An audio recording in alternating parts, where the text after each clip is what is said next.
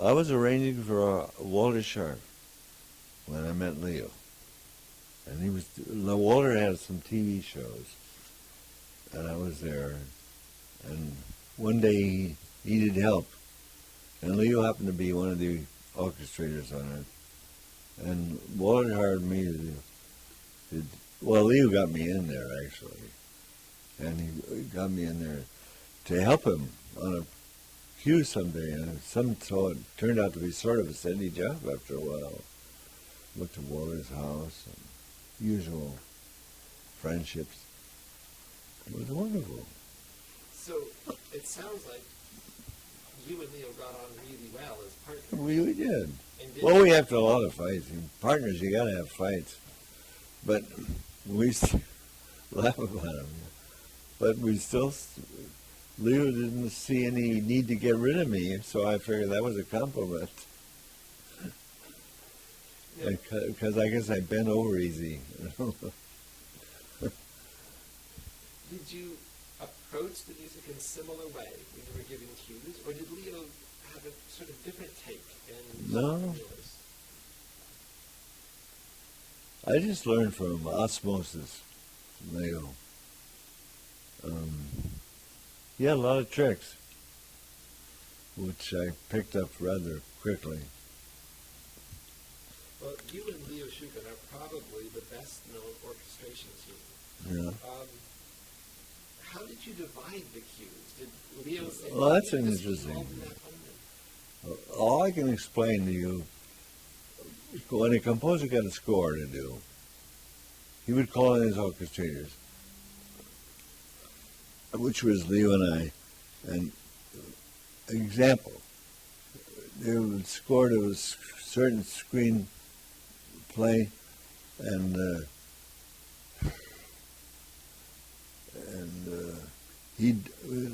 Walter Sharp would do the music down to a minute, say. And from that on, there was the rest of the cue was mine. So Jack Hay stepped in. But we knew how to connect with each other. So you in our power parts. drove a lot of golden spikes. Yeah, we did that. Blood, too.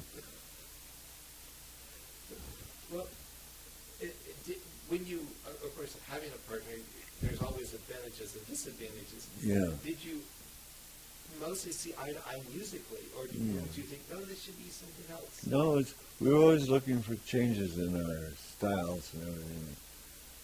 It wasn't very much of a change ever because we were both the same temperament. That's probably why we stayed together so long, I guess. I was unsufferable and so was he.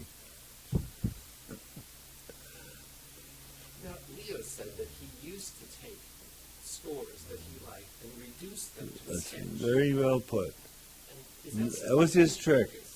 The first thing I learned from him when I met him was he loved to go into the library, the public library, any place that has these old scores, and make a score of some piece he liked and admired. And he would do that. And I had me doing that for a while.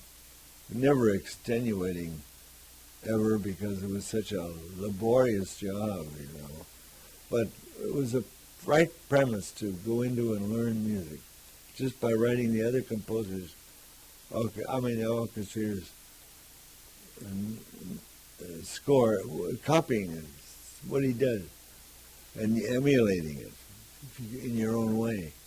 And it's like it was stealing, actually. Well, he said after he did that, and then he did an orchestration on his own, the orchestration was much better for having done that little exercise. I would say, yeah. This stimulated. Well, he thought so, probably, and I did, too.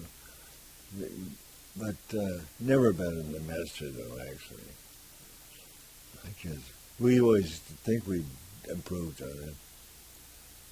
That's the way of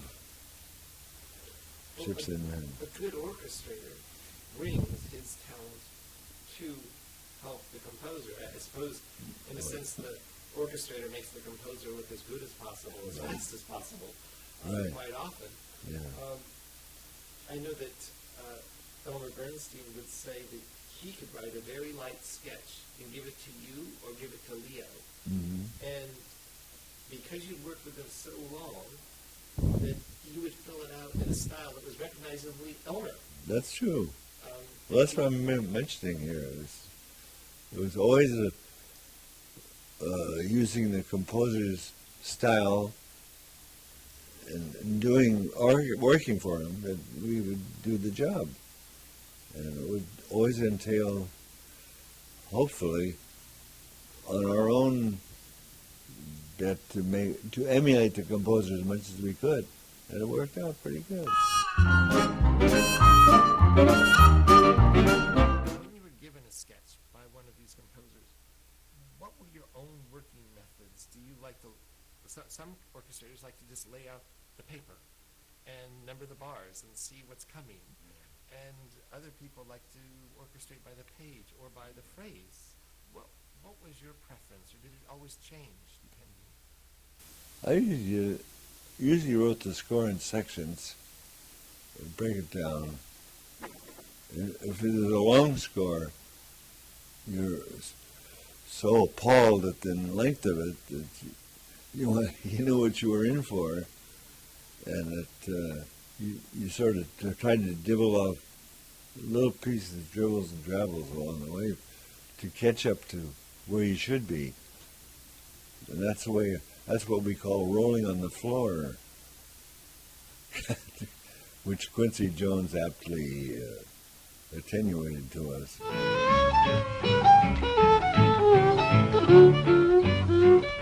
Well, I didn't do TV with Roy. I was on the road with him, and I had a band.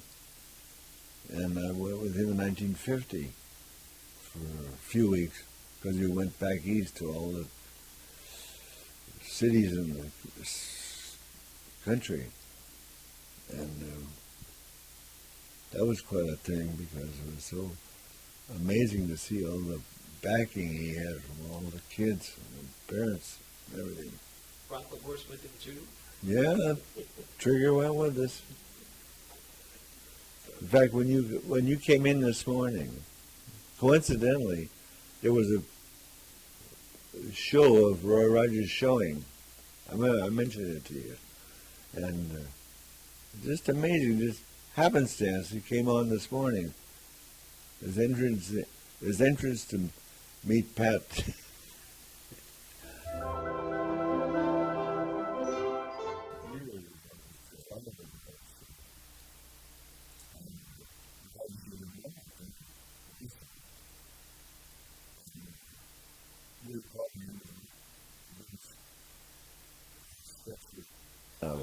Richie, and that's how I learned again.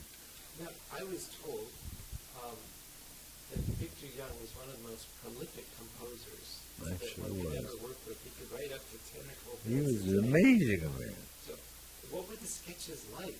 I mean, at 12 minutes... Very light. Very, very light.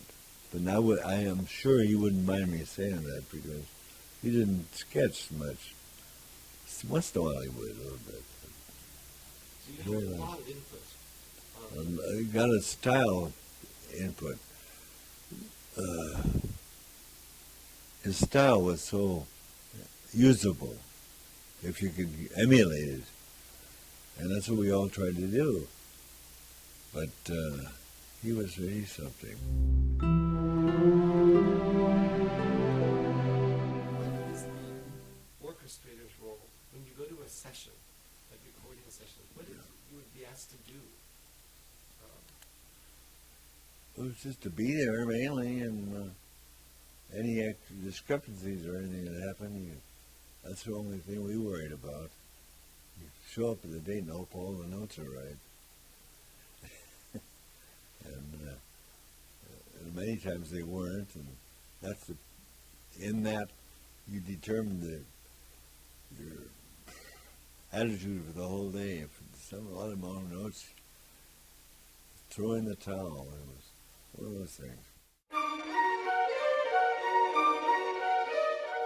One of my encounters with him was, I used to see him quite often at Lynn Murray's house. He was a pal of Lynn Murray's, and they did a couple of works together too. And Lynn called me to. Lynn told me that Benny was going to be there, and that I should bring over my sketch for a movie which I had done. And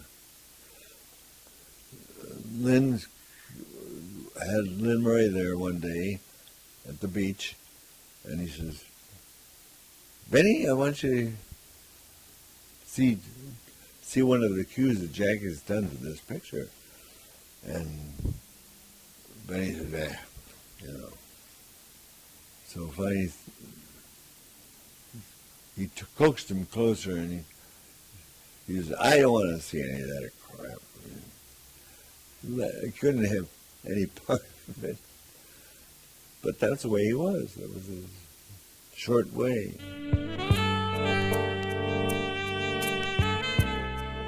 I went to the recording for 3 days completely before I ever was asked to come to the stage. Benny was there at the first day with his wife Norma, and he was consequent days he was there too. And but when Benny talked to me and said, "Come in tomorrow," it was probably Tuesday or Wednesday, and that was the next day recording. And I'm bringing myself up to date now. So I came in Wednesday, so to speak, and I said, "Where are we going?" And Benny was there, and he was his jolly self as far as he could be. And but he was very quiet all the time. He wasn't irascible at all, which was unusual. And we had a nice going through the score and the whole thing, and everything was going well. Nothing ever did go awry. And at the end of the day, he says, "Jack," when we were leaving, he says, "Jack, why don't you come in tomorrow for dubbing?" And I said, "I'll be here." And so the next day I showed up for dubbing, and that was the final day of the score. And we did the whole day's scoring. Benny seemed to be all right all through the day. And I prefaced that by saying he had an attack that day, a heart attack. And he had a heart attack that day. And they rushed him to the hospital, and everything was excitable and off. And I think that's when he said, "Come in tomorrow." I can't remember clearly. So did he have a heart attack on the lot? No, he didn't. No. It was after he did a lot.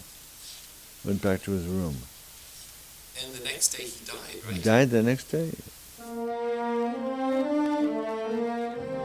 Such a genius. Very meticulous in his work. And we'd have a routine every time we went to his house.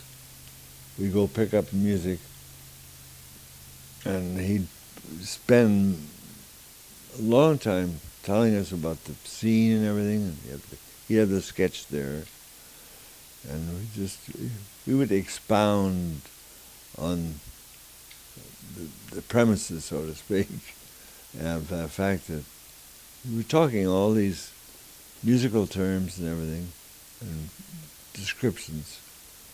And out of that, I was to emulate what he wanted us to do with the music. And of course, there wasn't much to emulate because the music was all on the paper, but this was our learning aspect of the job. We could see the score and see what he did, and having it explained to us besides was indeed very valuable. Well, every day that I worked with Alfred, it was a big standout day because in his presence, I really learned a lot. And he was such a sweet man. I mean, he had sort of a reputation sometimes for being caustical, but he never was with me or anybody. I don't know. He's very demanding, though. I should say that. Very demanding. But it was the sweetest heart in heaven to be around when he's feeling good. I was going to mention, after we got through going through his music, he'd say, "Whoop, it's time for a little drink." And we'd haul the Irish whiskey out. Loved Irish whiskey.